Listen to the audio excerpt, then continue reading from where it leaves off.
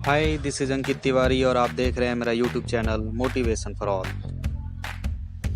Video में specially जो है जितने भी वेटिंग कैंडिडेट्स हैं आपके आरआरबी एएलपी के टेक्नीशियन के और जेई के, उनके लिए स्पेशली लेके आया हूँ। मैं दिखाऊंगा, हालांकि वो आर्टिकल पुराना है और उस टाइम पे रेलवे बोर्ड के जो चेयरमैन थे वो भी अलग थे, रेलवे बोर्ड के डायरेक्टर अलग थे, लेकिन सर्कुलर उनके द्वारा मतलब एक इंटरव्यू में बताया गया था और इसके लिए ऑफिशियल नोटिस भी पारित किया गया था। नोटिस नहीं, मैं एक पेपर का आर्टिकल आपको दिखाऊंगा, थोड़ा पुराना है, बट आप उससे समझ सकते हैं कि हाँ, रेलवे पहले से ये प्लानिंग करके चला है और आप सबकी मैक्सिमम लोगों की वेटिंग क्लियर हो सकती है। हाँ, जेई में थोड़ा प्रॉब्लम ज़रूर हो सकता है क्योंकि 4200 पे ग्रेड की जॉब है वो, और वहाँ पे कुछ कम लोग छोड़ के जाते हैं, इसलिए वहाँ थोड़ा बहुत परेशानी ज़रूर हो सकता है, लेकिन बाकी जो एलपी टेक्नीशियन है उनको मैक्सिमम लोगों की वेटिंग क्लियर होने का बहुत अच्छा चांस है। तो आइए एक बार वो देखते हैं। ये देखिए, मैंने ये अपने क्रोम में खोल रखा है, ये दैनिक जागरण आपका न्यूज़पेपर है, उसमें ये आया था। काफ़ी पुराना तो है, जब ये आपका आया था 5 अगस्त 2018 का है ये।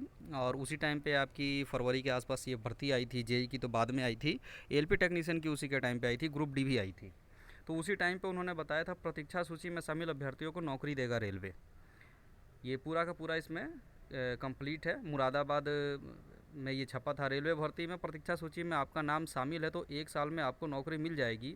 रेलवे बोर्ड ने रिक्त पदों को भरने के लिए यह आदेश जारी किया है। हालांकि इसमें 1 ही साल लिखा हुआ है, लेकिन ये समझिए कि ये प्रोसेस ही इतना डिले हो चुका है कि 1 साल क्या 2.5 साल तो पूरे एलपी टेक्नीशियन के प्रोसेस को हो चुका है। लगातार लड़के ट्विटर पर अपना विरोध भी दर्ज करा रहे हैं, हैशटैग यूज करके, आखिर कब होगी ज्वाइनिंग, वेटिंग वाले कैंडिडेट्स आखिर कब होगी वेटिंग क्लियर, इसके लिए लगातार ट्वीट्स चल रहे हैं, लेकिन फिर भी रेलवे कुछ नहीं, सुनवाई नहीं कर रहा है। एटलीस्ट रेलवे को आश्वासन जरूर देना चाहिए। साथ ही जो वेटिंग की वैलिडिटी है उसके बारे में, जैसा इसमें बोला गया था कि 1 साल में हो जाएगी, और वहाँ से आरटीए रिप्लाई में भी यही आता है कि 1 साल ही वैलिडिटी है, और अगर जीएम बोलें तो 1 साल और उसको एक्सटेंशन मिल सकता है, मतलब 2 साल की वैलिडिटी हो सकती है। तो रेलवे को खुद सोचना चाहिए कि इतना डिले हो रहा है, अगर आप ट्रेनिंग ही 2 साल में कंप्लीट कराएंगे तो वो 2 साल का एक्सटेंशन किस काम का है। और जिस तरह से उस समय के जो रेलवे डायरेक्टर थे नीरज कुमार, उन्होंने बोला था कि वेटिंग से स्टूडेंट्स लिए जाएंगे, रिटायरमेंट भी हो, कैसे भी सीट खाली हो, और किसी भी टाइम पीरियड पर सीट खाली हो, वेटिंग से कैंडिडेट्स उठाए जाएंगे, तो वेटिंग भी क्लियर करें आप। और इसके लिए थोड़ा सा आप लोगों को भी मेहनत करना होगा, थोड़ा सा प्रेशर ज़रूर बनाना होगा। तो आगे देखिए, 6 लाख पद हैं रिक्त। देश भर में रेलवे के चतुर्थ और तृतीय श्रेणी क्रमिक के 6 लाख पद रिक्त हैं। रेलवे भर्ती बोर्ड के तमाम प्रयासों के बाद भी पद नहीं भर पा रहे हैं। क्लास 4 के भर्ती में बीटेक और स्नातक डिग्रीधारी आवेदन करते हैं। चयन के बाद गैंगमैन, कीमैन, सफाई कर्मी, गेट पैन, बॉक्स पोर्टर आदि पदों पर उनकी नियुक्ति कर दी जाती है। उच्च शिक्षा प्राप्त युवा इन पदों पर नौकरी नहीं करना चाहते हैं, लिहाजा 1 साल के अंदर ही 50% युवा नौकरी छोड़कर चले जाते हैं। इसी तरह क्लास 3 के पदों पर भी उच्च शैक्षिक योग्यता वाले युवा तैनात कर दिए जाते हैं। वे क्लर्क, चालक या गार्ड जैसे पद पर काम करना नहीं चाहते हैं। 2 साल के अंदर वे भी नौकरी छोड़ देते हैं। पदों को भरने के लिए रेलवे ने नियमों में बदलाव किया है। अभी तक चयन के बाद प्रतीक्षा सूची नहीं बनाई जाती थी। ये लिखा ज़रूर गया है, लेकिन बनती थी कम अमाउंट में बनती थी। जैसे कि एएलपी के लिए स्पेशली 30% एक्स्ट्रा बुलाया जाता था, क्योंकि उसका मेडिकल स्टैंडर्ड बहुत हाई होता है, A1 मेडिकल स्टैंडर्ड होता है। बाकी में नहीं बुलाया जाता था प्रतीक्षा सूची, ग्रुप डी वगैरह में नहीं लिया जाता था, लेकिन जेई में भी नहीं लिया जाता था प्रतीक्षा सूची, लेकिन अब की बार ये सब तैयार किया गया है।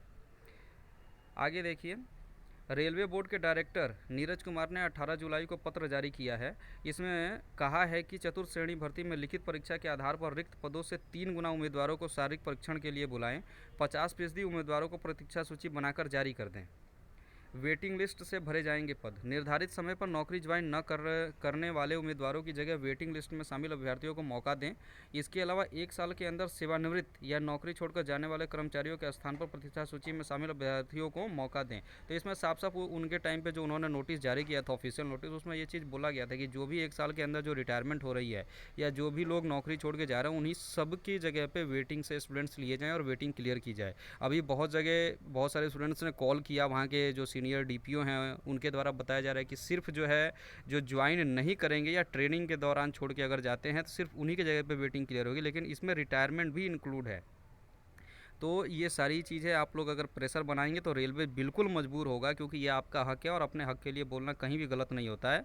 और ये समझिए कि एक और अच्छा चांस इसलिए क्योंकि अभी कोरोना की वजह से बहुत डिले हो रहा है, एनटीपीसी और ग्रुप डी का प्रोसेस पूरा अटका पड़ा है, तो इसी को कंप्लीट होने में काफ़ी टाइम लगेगा। तो आप ये समझिए कि अभी नई वैकेंसी आने में टाइम है, इसलिए वेटिंग ज़रूर क्लियर होगी। दूसरी चीज़ एक और है कि अब इंडिया में ट्रेंड चल चुका है कि जब भी इलेक्शन हो उस समय पे मैक्सिमम संख्या में आपको अपनी वैकेंसी निकालनी है, दिखानी है। तो उससे भी आप अंदाज़ा लगा सकते हैं कि 2023-24 के आसपास ही, 2024 में इलेक्शन है तो 2023 के आसपास रेलवे में नई भर्तियां आएंगी।